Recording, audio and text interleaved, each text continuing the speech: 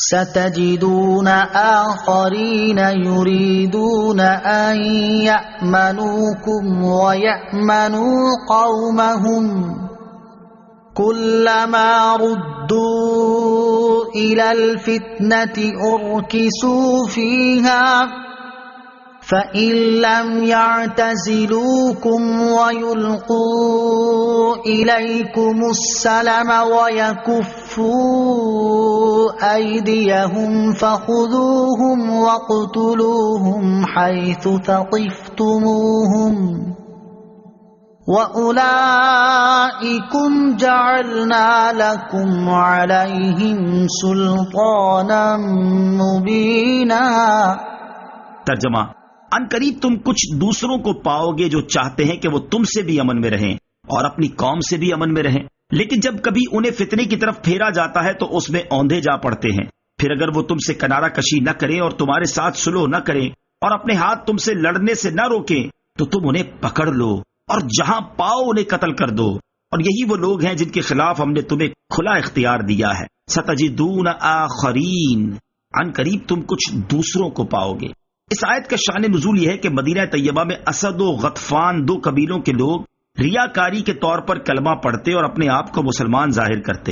جب ان میں سے کوئی اپنی قوم سے ملتا اور وہ لوگ ان سے کہتے کہ تم کس چیز پر ایمان لائے، تو یہ کہتے کہ بندروں، بچھوؤں وغیرہ پر، یعنی اسلام کا مذاق اڑاتے۔ اس انداز سے ان کا مطلب یہ تھا کہ دونوں طرف تعلقات رکھیں اور کسی جانب سے انہیں نقصان نہ پہنچے۔ یہ لوگ منافقین تھے، ان کے بارے میں یہ آیت نازل ہوئی اور ان کے متعلق فرمایا کہ یہ لوگ تم سے بھی امن چاہتے ہیں اور اپنی قوم سے بھی، لیکن حقیقت میں تمہارے ساتھ نہیں ہیں، کیونکہ جب انہیں کسی فتنے مثلاً شرک یا مسلمان سے جنگ کی طرف بلایا جاتا ہے تو یہ مسلمانوں کے دشمنوں ہی کے ساتھ ہوتے ہیں۔ مزید ان کے متعلق فرمایا کہ اگر یہ لوگ تمہارے ساتھ جنگ کرنے سے باز آ کر ایک طرف نہ ہو جائیں اور تمہارے ساتھ صلح نہ کریں تو ان کے کفر اور غداری اور مسلمانوں کو نقصان پہنچانے کے سبب ہم نے تمہیں ان کے قتل کرنے کا کھلا اختیار دیا ہے۔ وَمَا كَانَ لِمُؤْمِنٍ أَن يَقْتُلَ مُؤْمِنًا إِلَّا خَطَأً وَمَن قَتَلَ مُؤْمِنًا خَطَأً فَتَحْرِيرُ رَقَبَةٍ مُؤْمِنَةٍ وَدِيَةٌ مُسَلَّمَةٌ إِلَى أَهْلِهِ إِلَّا أَن يَصَّدَّقُوا فَإِن كَانَ مِن قَوْمٍ عَدُوٍّ لَكُمْ وَهُوَ مُؤْمِنٌ فَتَحْرِيرُ رَقَبَةٍ مُؤْمِنَةٍ وَإِن كَانَ مِن قَوْمٍ بَيْنَكُمْ وَبَيْنَهُم مِّيثَاقٌ فَدِيَةٌ مُّسَلَّمَةٌ إِلَى أَهْلِهِ وَتَحْرِيرُ رَقَبَةٍ مُّؤْمِنَةٍ فَمَن لَّمْ يَجِدْ فَصِيَامُ شَهْرَيْنِ مُتَتَابِعَيْنِ تَوْبَةً مِّنَ اللَّهِ وَكَانَ اللَّهُ عَلِيمًا حَكِيمًا۔ ترجمہ: اور کسی مسلمان کے لیے جائز نہیں ہے کہ کسی مسلمان کو قتل کرے مگر یہ کہ غلطی ہو جائے، اور جو کسی مسلمان کو غلطی سے قتل کر دے تو ایک مسلمان غلام کو آزاد کرنا اور دیت دینا لازم ہے جو مقتول کے گھر والوں کے حوالے کی جائے گی، سوائے اس کے کہ وہ معاف کر دیں۔ پھر اگر وہ مقتول تمہاری دشمن قوم سے ہو اور وہ مقتول خود مسلمان ہو تو صرف ایک مسلمان غلام کا آزاد کرنا لازم ہے، اور اگر وہ مقتول اس قوم سے ہو کہ تمہارے اور ان کے درمیان معاہدہ ہو تو اس کے گھر والوں کے حوالے دیت کی جائے اور ایک مسلمان غلام یا لونڈی کو آزاد کیا جائے۔ پھر جسے غلام نہ ملے تو 2 مہینے کے مسلسل روزے لازم ہیں۔ یہ اللہ کی بارگاہ میں اس کی توبہ ہے اور اللہ جاننے والا، حکمت والا ہے۔ وَمَا كَانَ لِمُؤْمِنٍ أَن يَقْتُلَ مُؤْمِنًا، اور کسی مسلمان کے لیے دوسرے مسلمان کو قتل کرنا جائز نہیں۔ یہ آیت مبارکہ عیاش بن ربیعہ مخزومی کے بارے میں نازل ہوئی۔ ان کا واقعہ یوں ہے کہ وہ ہجرت سے پہلے مکہ مکرمہ میں مسلمان ہو گئے اور گھر والوں کے خوف سے مدینہ طیبہ جا کر پناہ گزین ہو گئے۔ ان کی ماں کو اس سے بہت بے قراری ہوئی اور اس نے حارث اور ابو جہل اپنے دونوں بیٹوں سے جو عیاش کے سوتیلے بھائی تھے یہ کہا کہ خدا کی قسم نہ میں سائے میں بیٹھوں گی اور نہ کھانا چکھوں گی اور نہ پانی پیوں گی جب تک تم عیاش کو میرے پاس نہ لے کر آؤ۔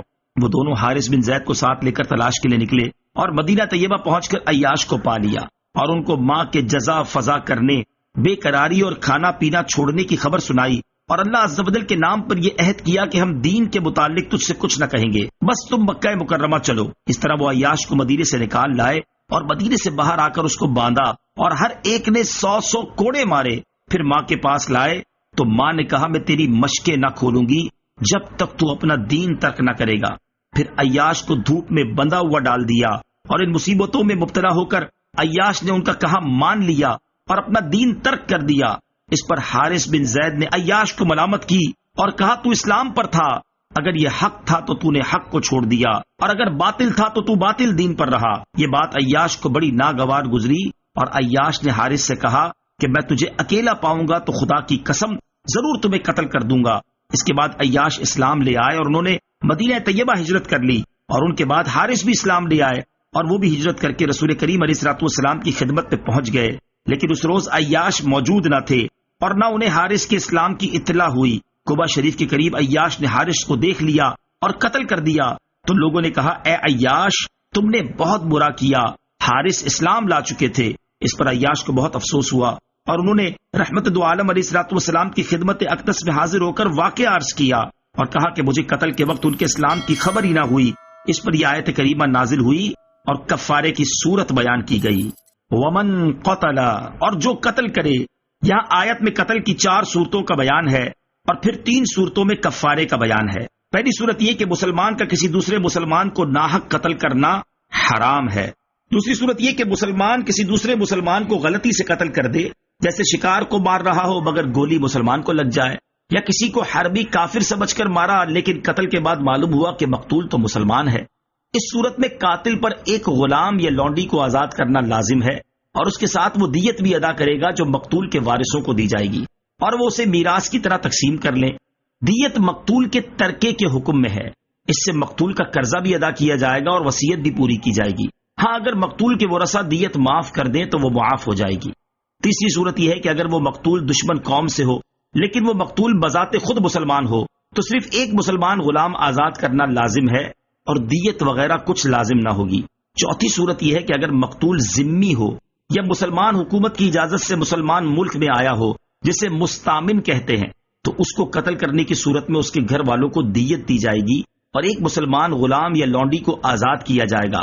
البتہ اگر غلام لونڈی نہ ملے، جیسے ہمارے زمانے میں غلام لونڈی ہیں ہی نہیں، تو پھر 2 مہینے کے مسلسل روزے رکھے جائیں گے۔ یہ یاد رہے کہ قتل خطا کے کفارے میں کافر غلام آزاد نہ کیا جائے گا، باقی کفارات میں حنفی مذہب میں ہر طرح کا غلام آزاد کر سکتے ہیں، جیسے روزے کا یا زہار کا کفارہ ہو۔ وَمَن يَقْتُلْ مُؤْمِنًا مُتَعَمِّدًا فَجَزَاؤُهُ جَهَنَّمُ خَالِدًا فِيهَا وَغَضِبَ اللَّهُ عَلَيْهِ وَلَعَنَهُ وَأَعَدَّ لَهُ عَذَابًا عَظِيمًا۔ ترجمہ: اور جو کسی مسلمان کو جان بوجھ کر قتل کر دے تو اس کا بدلہ جہنم ہے، عرصہ دراز تک اس میں رہے گا، اور اللہ نے اس پر غضب کیا اور اس پر لعنت کی اور اس کے لیے بڑا عذاب تیار کر رکھا ہے۔ وَمَن يَقْتُلْ، اور جو قتل کرے۔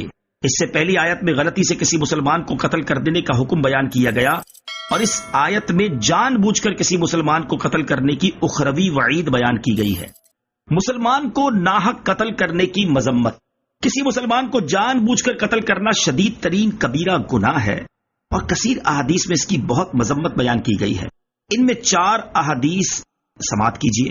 نمبر 1، حضرت انس رضی اللہ تعالیٰ عنہ سے روایت ہے، تاجدار رسالت صلی اللہ تعالیٰ علیہ وسلم نے ارشاد فرمایا، بڑے کبیرہ گناہوں میں سے ایک کسی جان کو ناحق قتل کرنا ہے۔ نمبر 2، کسی مسلمان کو ناحق قتل کرنے والا قیامت کے دن بڑے خسارے کا شکار ہوگا۔ حضرت ابو بکر رضی اللہ تعالیٰ عنہ سے روایت ہے، نبی کریم علیہ الصلوۃ والسلام نے ارشاد فرمایا، اگر زمین و آسمان والے کسی مسلمان کے قتل پر جمع ہو جائیں تو اللہ تعالیٰ سب کو اوندھے منہ جہنم میں ڈال دے۔ نمبر 3، بخاری شریف کی حدیث حضرت ابو بکر رضی اللہ تعالیٰ عنہ سے مروی ہے، رسول اکرم صلی اللہ تعالی علیہ وسلم نے ارشاد فرمایا جب دو مسلمان اپنی تلواروں سے لڑیں تو قاتل اور مقتول دونوں جہنم میں جائیں گے۔ راوی فرماتے میں نے عرض کی مقتول جہنم میں کیوں جائے گا؟